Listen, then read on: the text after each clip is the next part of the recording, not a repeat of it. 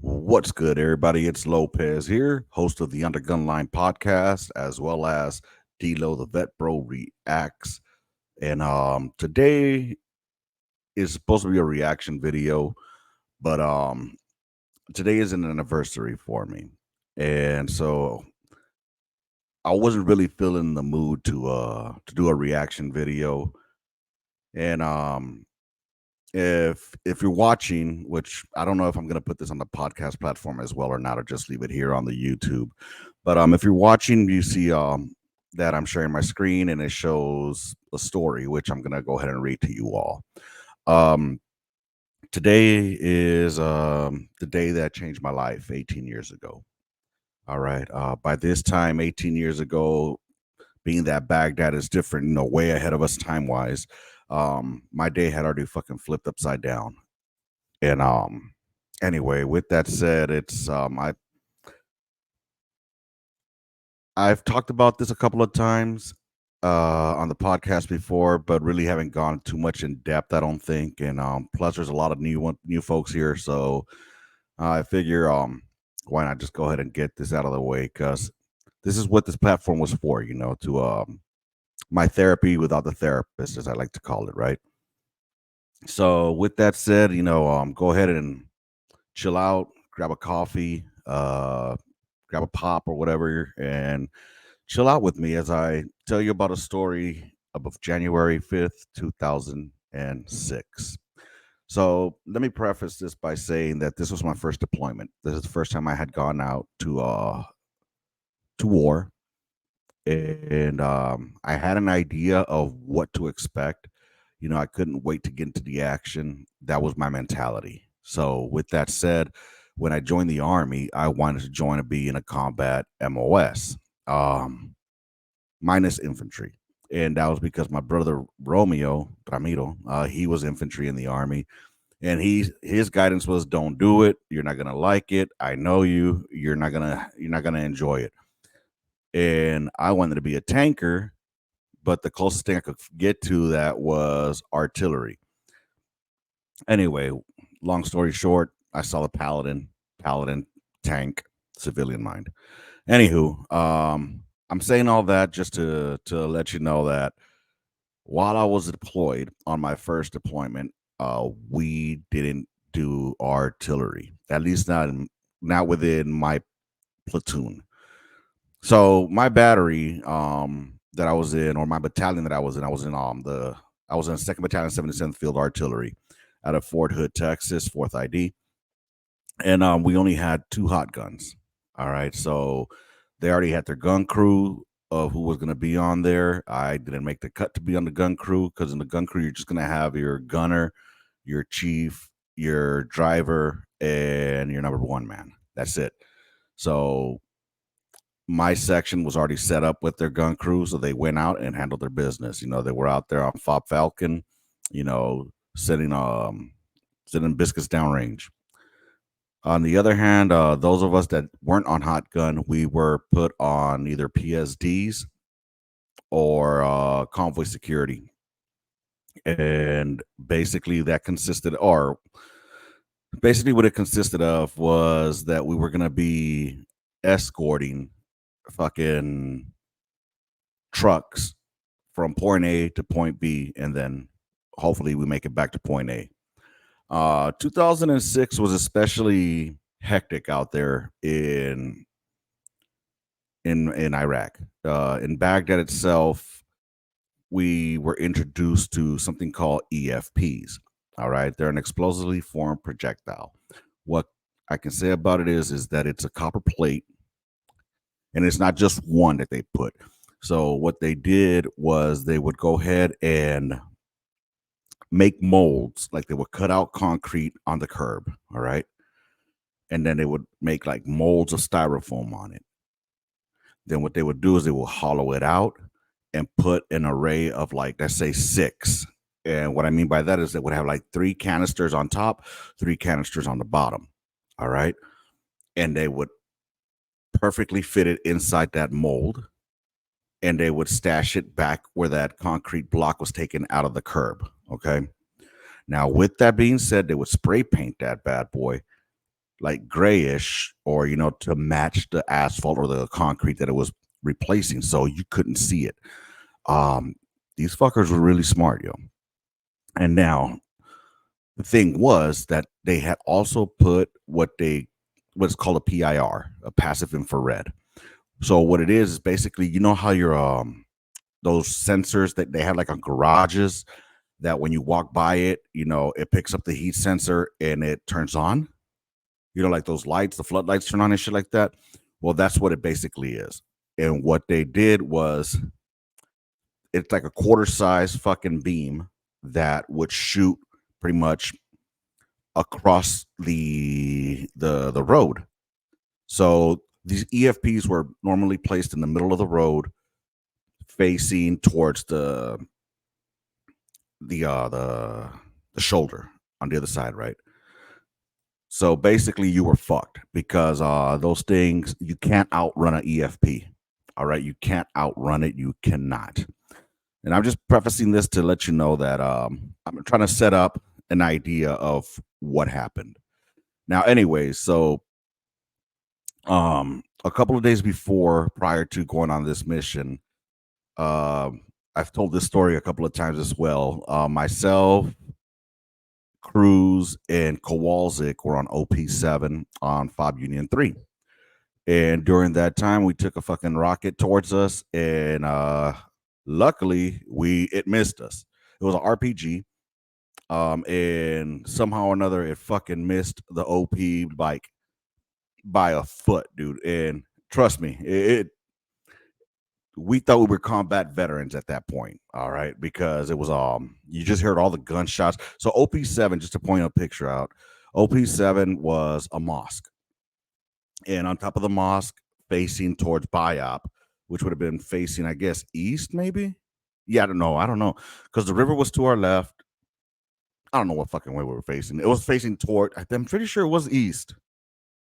Anyways, because the river was to our left, and that's where they were shooting from.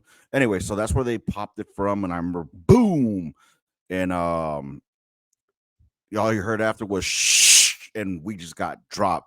Old Revere, Special Revere at the time, at a 176 FA, he jumped on top of me and Cruz and dropped us down to the floor, and then Kowalczyk dropped down, and the rocket just flew right in front of the OP and fell on the other side, outside of the fob. So luckily, it missed us, but we thought we were combat veterans now because we were shot at, and by RPG, and we survived it and whatnot. I mean, thankfully it missed. Cruz was like, "Oh man, did you see that shit? It flew right in front of us," and it was, we were all excited about it or whatnot. Um, but anywho, a couple of days later, we went out and we were doing what's called right seat, left seat rides. Okay, left seat, right seat rides. They're just called fucking. We're basically shadowing the unit that we're replacing, and that way we understand what their TTPs are and how they run shit out there. Because prior to getting there, we were trained a certain way in Fort Hood of how things were going to be in Iraq. And then we got to Kuwait, and they told us, forget all the training you did in Fort Hood. This is the way it's going to be when you get to Iraq. And that's what they told us in Kuwait. And then when we got to fucking Baghdad, 176 said, forget all that training you learned. This is the way it's going to really be. Now, on this mission, we were going from Baghdad, where we were at. We were on Fob Unit 3, which is the old Ba'ath headquarters. Ba'ath being the political party for Saddam Hussein. That was his headquarters building. It was an old bombed out fucking building that we were living on. Now, it is on the IZ, okay, the IZ, or the green zone as people like to call it. It is in the IZ, and just because I lived in the IZ doesn't mean that we worked in the IZ. All right. We were on the fucking roads. All right. Now, I say that only because a lot of people hear, oh, you were in the IZ, you were in a secure fob, blah, blah, blah. Yeah, we did sleep in a secure fob. I'm not going to lie about that. But when we worked, Chief, we were on them roads. All right. Tampa, Senators, freaking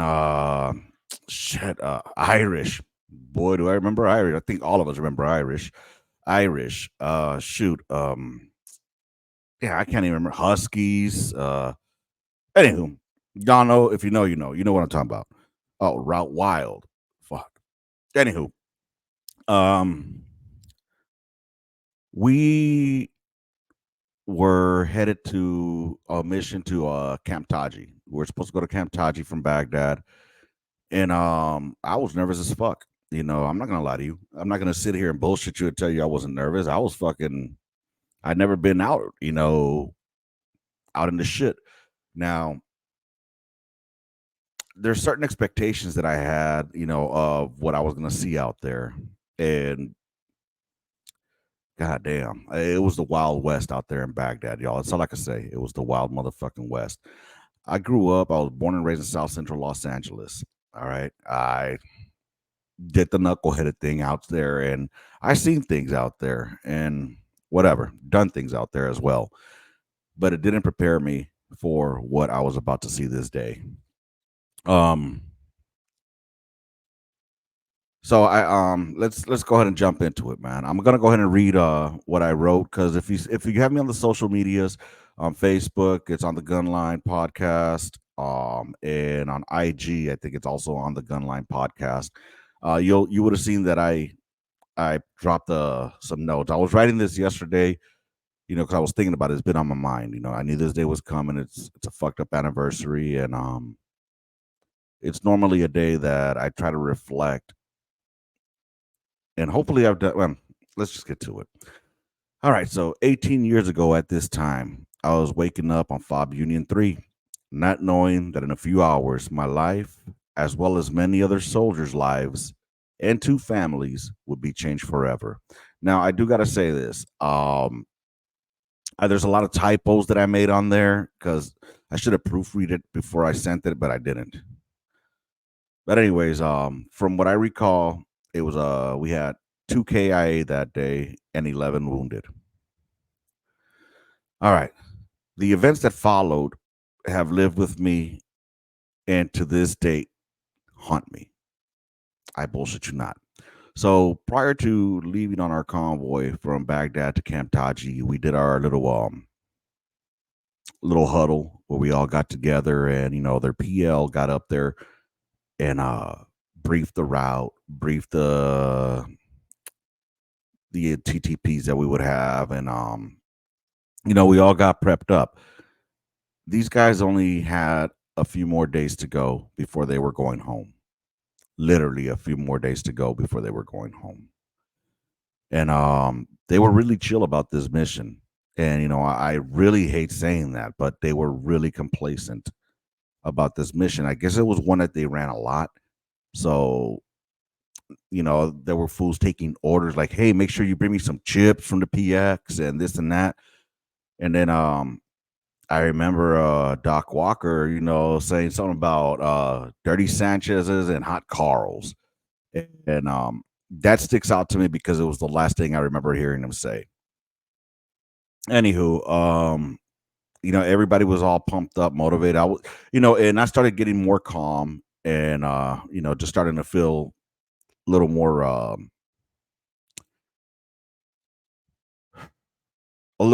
relaxed for this mission. So I was supposed to be in the lead vehicle, but being that I was supposed to be the lead gunner for my platoon, the PL decided, hey, Lopez, I want you to ride with me. So you can see how the lead gunner controls traffic and what he does out there in that position. So like, roger that, sir, too easy. So I went with Lieutenant Sola, and Holguin went in the front vehicle in my place. So there was a big convoy. I think we were like two gun truck platoons that were rolling. We were going out there with some Rhino buses up to Camp Taji. And so we all jumped in, and I'm not gonna lie to you, my right leg was fucking shaking, y'all. I mean, I was shaking in my right leg, but my face didn't portray it at all. It can't show fucking fear. But my right leg was like bouncing up and down. So we got in, we combat locked our fucking Humvees, and I was sitting on the left side behind the driver's seat, and my PL, Lieutenant Senator Solo, was sitting behind their PL. So he was sitting in the rear passenger seat. I was sitting in the rear driver's seat, if that makes sense. All right. Okay, rear driver's side seat, and he was in the rear passenger side seat. And we combat locked our doors, and we took off. Headed out Fob Union 3. And like I said, my leg was shaking, y'all. You just hear I still hear the whizzing of the Humvee, like, if you've been in a Humvee, you know what I'm talking about. So, anyways, my eyes are just focused on that lead gunner. That's all I'm focused on is the lead gunner, because there's certain ways that you have to. We had M16s, not M4s at the time, so I say that because the M4 is a little bit easier to. It's not as long as the M16. So, anyways, I was just scoping out the way that Revere, because Revere was also the lead gunner, how Revere was going ahead and handling his business, left, right, clearing shit. And this is why we were still in the IZ, because we had to go through the streets in the IZ in order to get out to the checkpoint where we're going to be driving out of. And so we're following the lead vehicle. We go through that first traffic circle, and then we go out. I forget the name of the checkpoint that's there. Or I forget what ECP that is. I don't remember, to be honest. But I just remember getting out, and we were on Blue 2, I believe was the route. And we were taking Blue 2 up to Senators, and then from there, Vernon, I believe it was. I can't really remember. I know where we got. Well, anyway, so the gunner on over here in vehicle 2, his name was Keys. I remember him, and he comes into play in this as well. But anywho, I'll continue. So yeah, the events that followed have lived with me and to this date haunt me. So before I get to what happened there, to the next sentence, as we're driving up and coming up to this overpass, I remember their PL specifically, and I had Staff Sergeant Lopez was the driver for us. Their PL, I can't remember his name, Lieutenant Senator Sola, and myself. And I remember hearing the PL, he grabbed a hand mic. Hey, everybody, keep your eyes open. We got EFP Alley coming up right here, IED Alley coming up right here. And everybody acknowledged, well, like copy, good copy, good copy. To this date, I still get fucking chills going under overpasses, y'all. All right, 100% keeping it real with y'all. We went under that overpass, and I saw how, as we were getting ready to go under, I saw how the lead gunner, scans the overpass to make sure there's no threat up there. There's no IEDs hanging. There's no threat. And then he drops down, comes back up, scans the other side. I'm like, okay, I'm taking mental notes on what's going on, And so I'm just scoping out what the gunner is doing. So we're rolling. We pass the overpass. My gunner does the same thing. And we keep rolling. And I'm getting the fucking chills just thinking about this, y'all. But we hadn't passed that overpass maybe about 100 meters. And that's when I just heard the boom. It's hard to explain the blast on how it sounds. But I just remember hearing like the boom. And I said, fuck. And I looked out the window. And it's a small window on the Humvee. So you got to like really turn, especially with all that fucking gear on. You're trying to turn your head all the way around. And I look over and I see the third vehicle. We're going, let's say north, right? Yeah, we're going north. And I saw the third vehicle get to the left into the median, go over the median onto the south side of the road and crash into the fucking ditch. Bam. And during this whole time that I'm just saying IED, IED, IED. So like did they get hit? And like, yeah, vehicle 3 got hit. So our vehicle 2, immediately just busts a bitch. So we bust a U-turn. And my heart is fucking pounding, y'all. And the gunner up there, Keys, he's like traversing his cupola, making sure that he keeps his sector of fire, because that's one thing as a gunner, you got to keep your sector of fire no matter what. So, and he's scoping out what's going on. The lead vehicle kicked off about 100 meters ahead of us, according to TTPs that we had.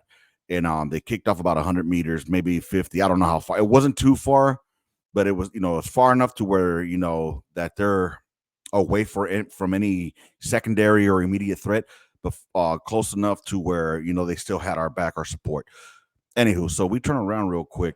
We bust a bitch and we pull right behind the third vehicle.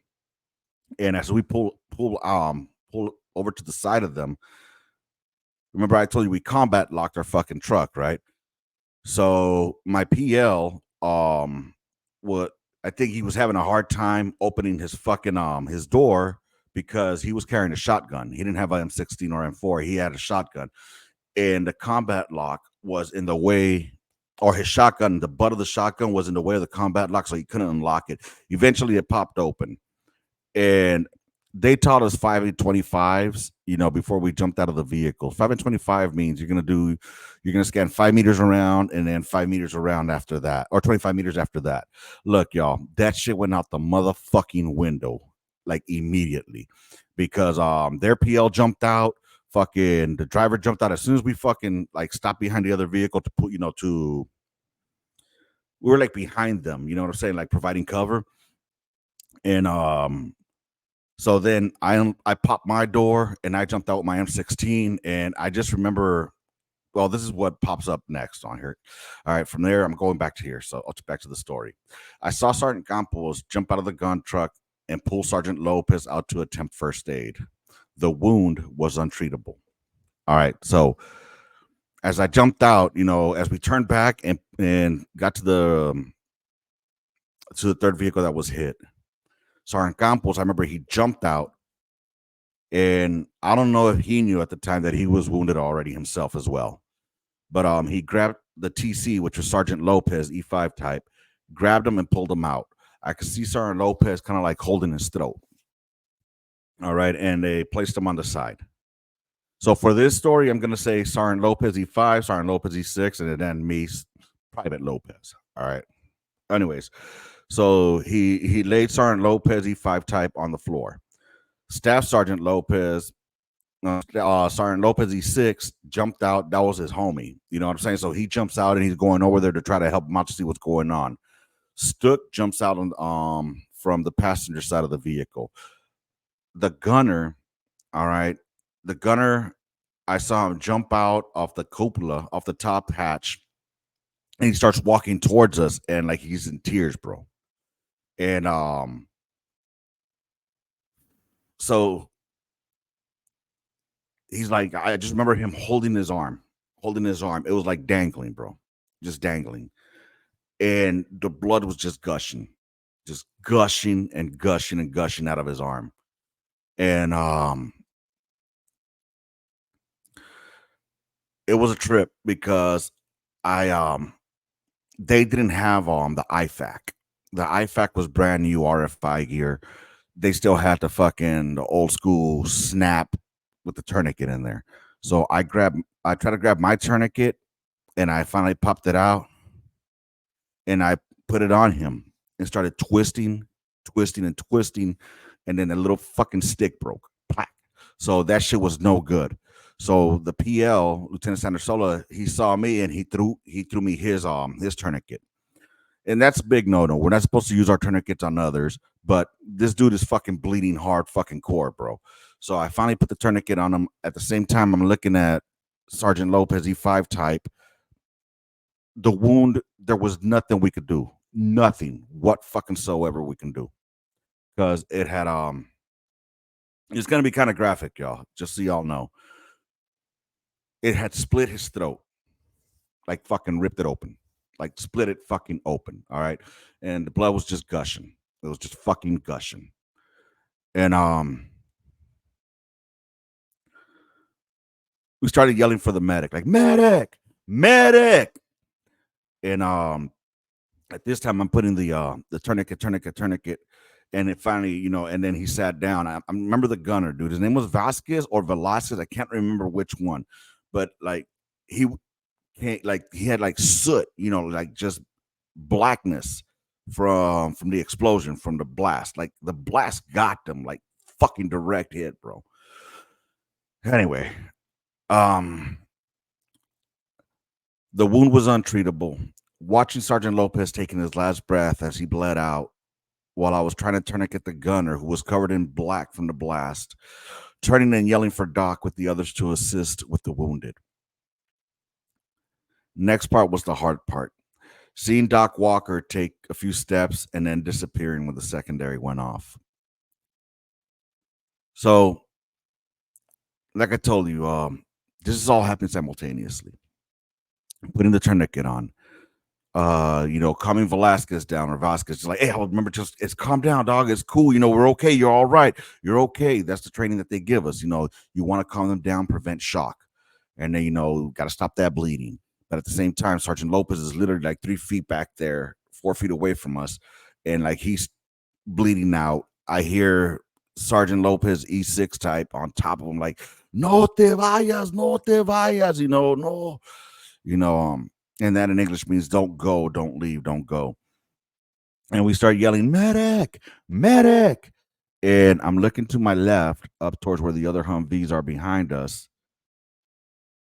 And Doc Walker started running to come and aid us. And that's when the secondary went off. Boom. The secondary went off right there. And it was just a big blast of darkness. And then I just remember seeing his aid bag. So for those that don't know, like if you're not military, you don't know, but the medics carry this big ass bag. It's like, it has all their gear that they need in order to fucking, the first aid shit. And that's all that was left in the middle of the street when the smoke cleared up. And like fuck. At that point right there, I'm not gonna lie to you, that's where I freaked out. And not only I freaked out, like, oh my god, what's going on? I kind of froze. All right, I kind of fucking froze because I was thinking, fuck, daisy chain. They were telling us about these things out there, like they have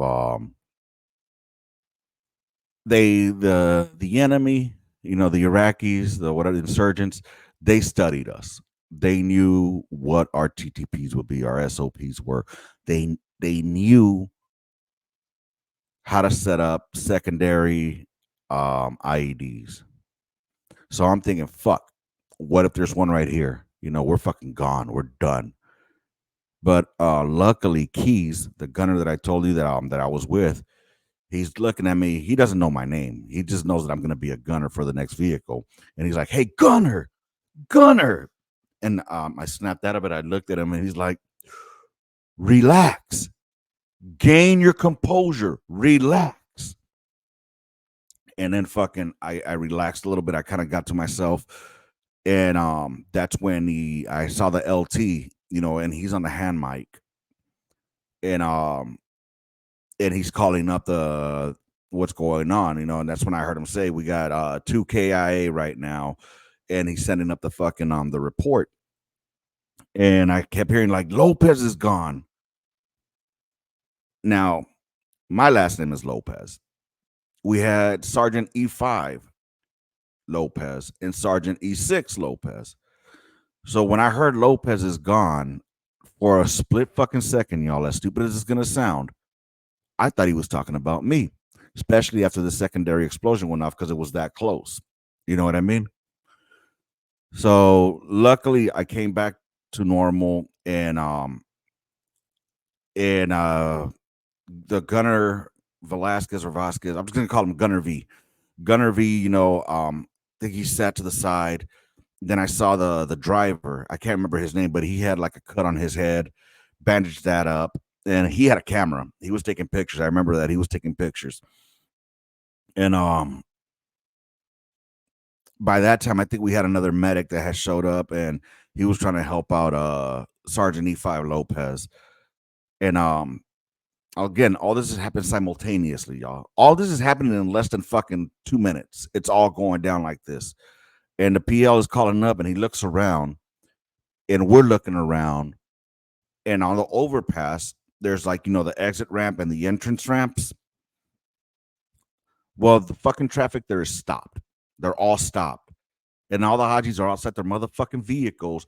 And I bullshit you not, they're up there fucking like cheering and clapping and fucking celebrating while we're over here fighting for, we don't know what the fuck. I mean, it's chaotic. All I'm telling you, it's fucking chaotic at the time. And the PL said, fuck it, light them up. Keys let that 240 Bravo rock. M16. Pop, pop, pop, pop. And then Keys said, ceasefire, ceasefire, ceasefire. Or somebody called ceasefire. I remember ceasefire, so we stopped ceasefiring. All right, cool. After that, Smoke Polonese was his name. Smoke Polonese was I went over to see what I can do, and he's like, go find me a fucking litter. So, I turn around and I start looking for a litter to for Sergeant Lopez. Again, I'm looking around. This is where your training kicks in, y'all. All right, because this is where your training has to kick in, and you have to have trust in the other men around you that they're taking care of business. Because at this time, I'm trying to focus to see what's around me, and at the same time looking for a litter. So, but I didn't have that time. I needed to focus and find that fucking litter and trust that everybody else around me is pulling security, pulling guard. You have to have that trust in those people there. I remember seeing the Bradley come in. I remember seeing the tank come in. They were like a QRF, I'm assuming.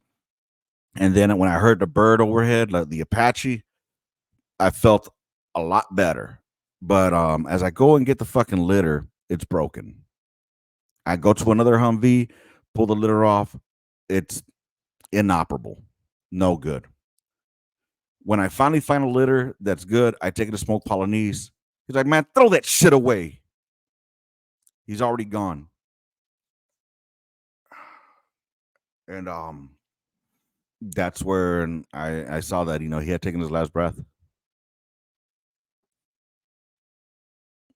Sergeant Lopez, lost his life that day right there. And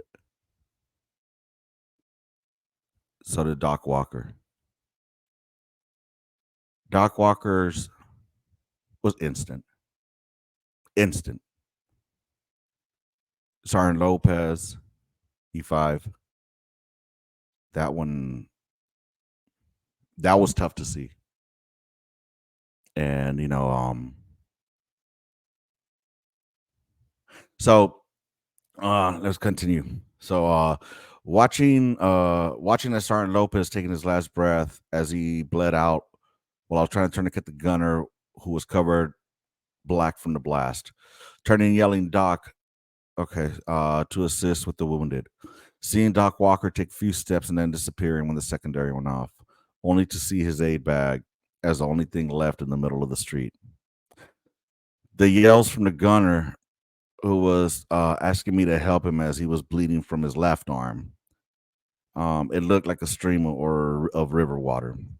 That's what I meant to put on there. There was a tank and a Bradley that would show up as the Apache arrived to provide cover. The Hajis on the entrance and exit ramps were shouting with joy, celebrating that our convoy was hit. The PL looked around as he was gathering the info and calling higher. He then said, fuck them, light them up. Was there small arms? I don't know. It was chaotic. I don't know. I don't know if anybody was firing at us.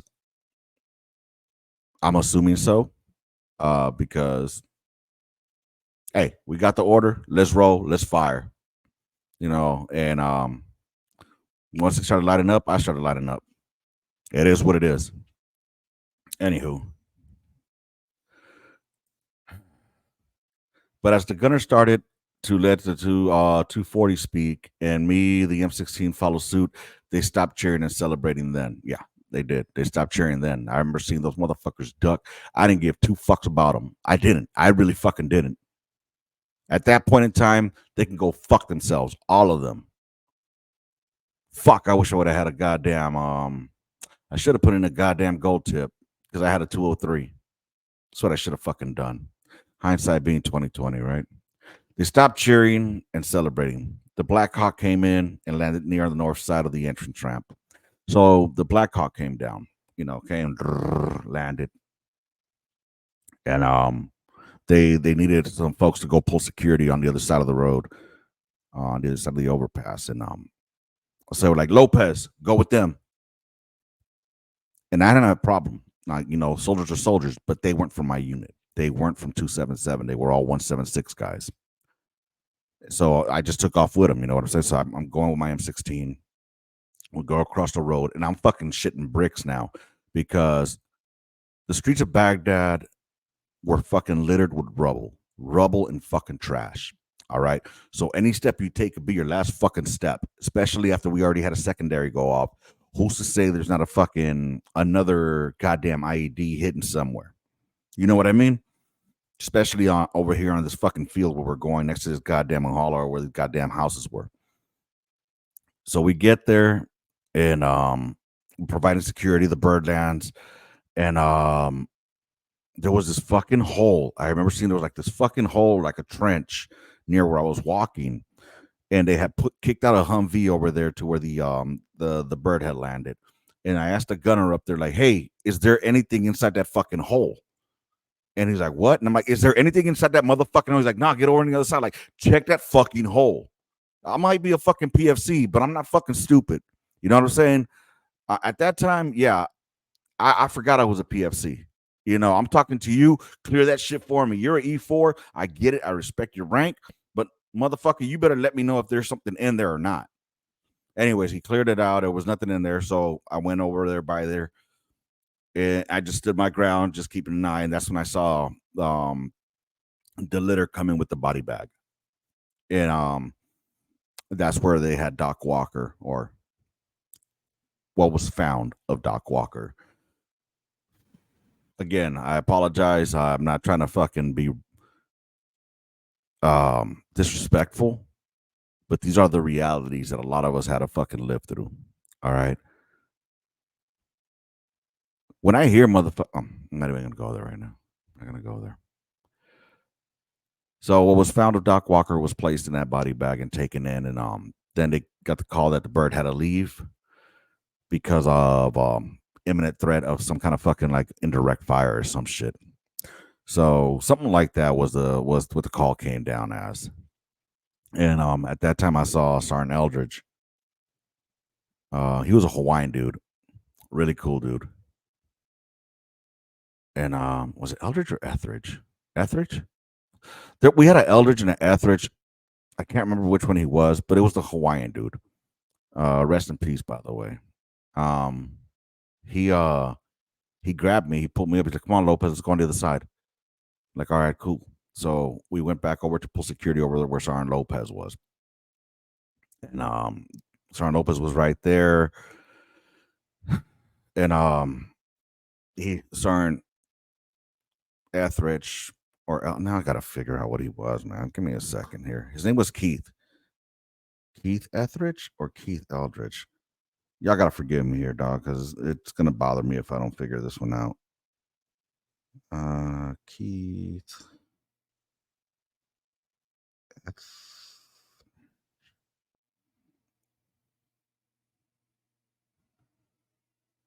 Hmm. Is it Eldridge?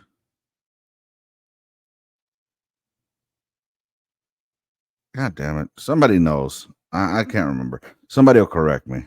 I mean, it's just because we had an Eldridge and an Etheridge, and I can't remember which one he was. My bad. No disrespect. We'll just say Keith. And he put me to pull security towards the other overpass. So I'm right there, and I never put my selector switch back from semi to safe after the pew pews. So I'm just walking around, and I got my weapon over here, and I see this little kid walking. He had a backpack on, and they kept telling us during our training to head out that way that you know be cautious because they use anything to get y'all hurt, killed. So putting a kid with a backpack full of explosives wouldn't be something out of the norm. All right. There was a different time out there during a different deployment that they used a mentally disabled person strapped up with a fucking suicide vest and had him walk into a market and just detonated him. So this wouldn't be something out of the norm for them. So I kept telling the kid like, MC, MC, Ishta, Ishta, like telling him to go the fuck away, and he wasn't turning around. So I started drawing down on him, and I had a fucking, and I hate to say it, but this little kid was about maybe like 7 or 8 years old. He's school age, you know what I'm saying? And I had a center mass, and my finger was on the trigger, and then Sergeant Eldridge Etheridge, can't remember which one he was, comes by and he yells at the kid, like, and the kid, like, I don't know, he just finally turned around. He got his attention to turn around and he walked away. And then he came and just click, changed my selector back to safe. Didn't say nothing much after that. But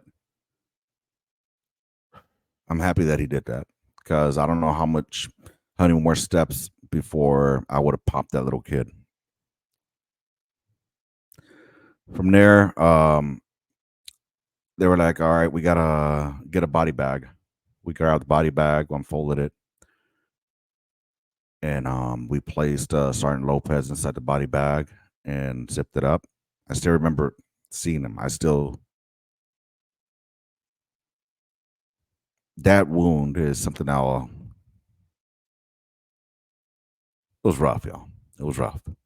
I've seen people die out there in the streets of LA, gunshots, you know. Nothing, nothing ever prepared me for this. We put they told us to go ahead and put the body inside that body bag right there, and then we put it in there. We zipped it up, and we placed his body inside the Humvee, um, kind of like at an angle, and from there, headed off back to the cache. Mission was canceled. Obviously, we all turned back around, and that was my first mission. Um, I remember one of the first people I saw when I was coming back in was my boy Moya. And Moya's like, "Hey fool, you all right?" I was like, I don't remember what I responded, honestly. I don't know what I responded. From there, well, let's see what I wrote. The call was made that we were to place him in the Humvee and take him to the cache. I still remember seeing his wound. I remember the cries of Staff Sergeant Lopez, "No te vayas, no te vayas." Myself and a few other unfolded the black body bag and we placed him in. I recall holding his head as we placed the body bag in the gun truck. I do remember that so bad. Like I was on his left side towards the head, and we had to pick him up, and we had to like kind of like angle him to put him into the Humvee. For those who've never been in a Humvee, it's not that fucking comfortable in there or big. You know what I mean? So it was placed in there awkward, but out of respect, I still wanted to place his head, as stupid as it sounds, comfortably. All right. It just sounds stupid, and I just remember lifting it. And anyway, I recall holding his head as we placed his body bag in the gun truck. This was my first time ever going out of the wire, my first mission, the day that I regretted ever asking to see what war looked like. It was also the last mission that Doc Walker and Sergeant Lopez were supposed to be on. They would have been flying home in a few days. And I wrote they would have been flying home on their own too, instead of carried by six. And like I said, there's a lot of typos on this shit. I should have reread it, but we got back, and that's the realities of war, y'all. That's the realities of fucking war. That was January 5th, 2006. We ended up getting combat action badges for that day. And Sergeant Campos was actually wounded that day. So was Stuck. Stuck was wounded that day. Smoke Polonese, not Smoke Polonese. There were a lot of wounded that day. A lot. Because the secondary that went off, the one that killed Doc Walker, it peppered the driver of, I want to say it was the fourth vehicle, and some of the people that were inside that vehicle. Um, that was that day, dude. I'll tell you what. I hate the fact that we had to go through that day. I hate that we lost those lives that day. I really do. But if that hadn't happened,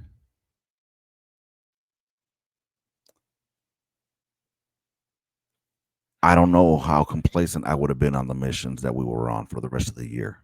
You know, um, as I think about it, you know, Doc Walker running in front of that secondary possibly saved, more than likely saved the lives of those in that Humvee. So if that Humvee would have hit or moved closer, the array that was in there would have taken those out inside that Humvee. There's no doubt in my mind. Thinking about it, hindsight being 2020, the first time I'm thinking about this. Those in that Humvee would have possibly been killed. So what an EFP does is that copper projectile forms into a fucking slug. All right. And I don't care how much fucking armor you have, it's gonna punch right through it. It has enough to go through one side. Sometimes it'll punch through the other side, but sometimes it bounces and ricochets all inside the fucking Humvee. Playing fucking pinball in there. So, anywho, his death possibly saved the lives of more folks or more soldiers. You know? And it sucks because they were leaving. That's what fucking stuck with me, that they were getting ready to leave and they were so complacent. And that set up the rest of my deployment. From that point on, I knew I needed to stay on my fucking P's and Q's on every fucking mission. On every fucking mission. I knew that I needed to be ready to fucking roll no matter what. And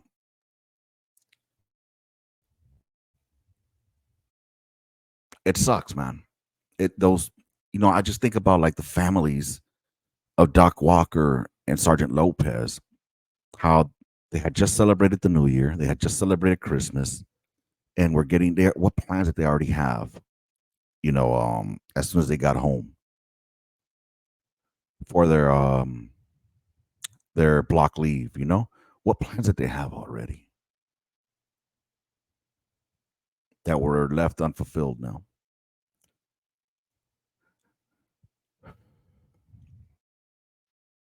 It sucks, dude. And I I have survivor's guilt, is what I was told, by the shrink, along with the PTSD. It took me a long time to accept that I had it. I don't like to talk about it very often because honestly, there's people out there who try to use it as like a woe is me. You know what I mean? Or they want to get like some kind of fucking attaboy for it. I don't know. But I just think that I it, I wonder, like, I just really hope that I could do better, you know, for these people. And it I don't know, y'all. I think I'm gonna leave it at that. Yeah, I think I'm gonna leave it there.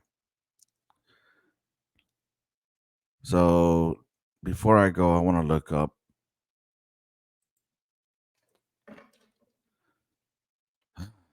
Sergeant.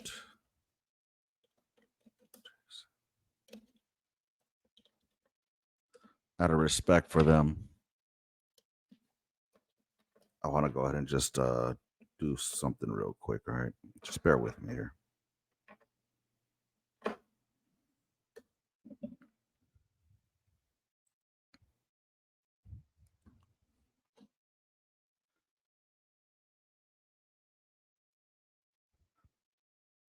All right, so what the hell that does? What the hell? I hate when I do this type of shit, man.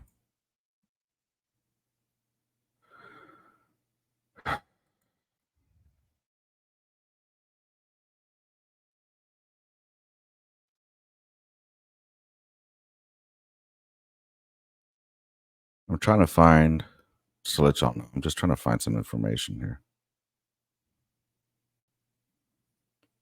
Wait, what? Dude, I didn't even know they had this.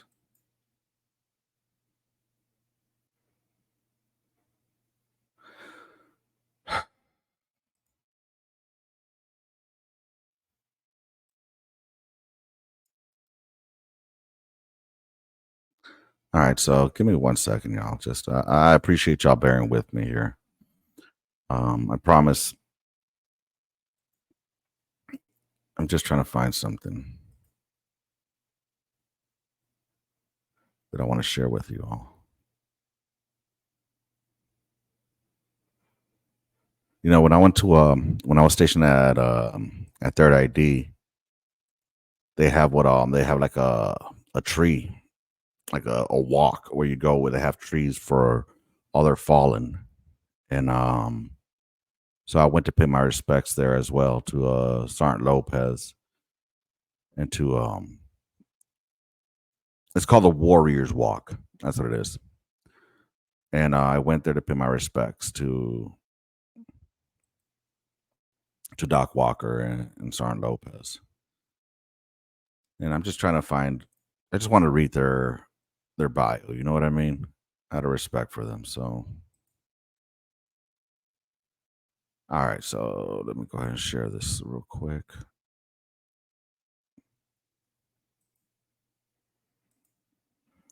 All right. So, Army Sergeant Jason Lopez Reyes died January 5th, 2006, serving during Operation Iraqi Freedom.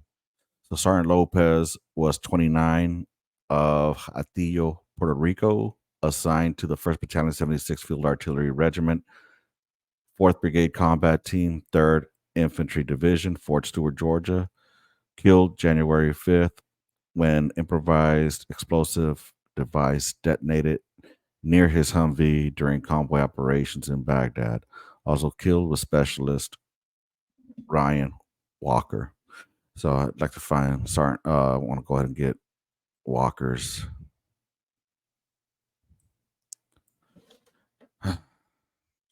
I appreciate y'all here being with me, man. Anyways, if y'all haven't done so, man, it's your first time here, do me a favor. Just hit that subscribe if you guys are down to clown around with me. Normally it doesn't go like this. Today's just one of those days. That I just it's just one of those days. So Ryan Walker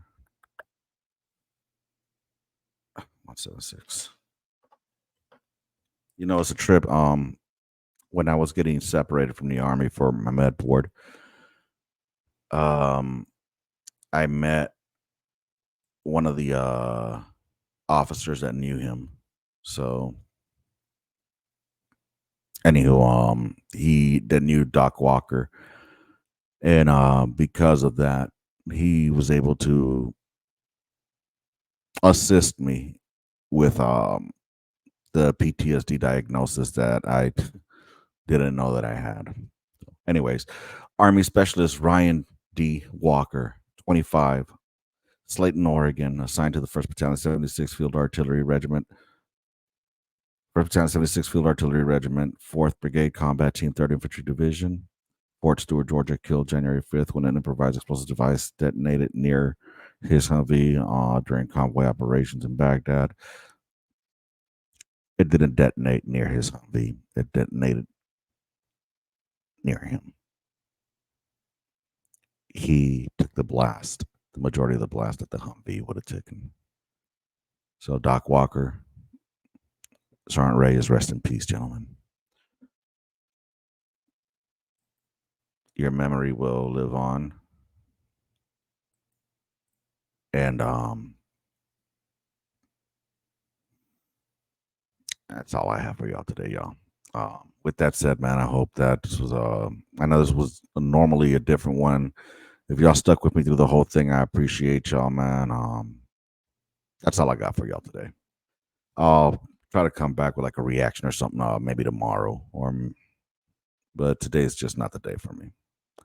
So with that said, y'all have a good one, man. Rounds complete, and a mission, and Gunline out.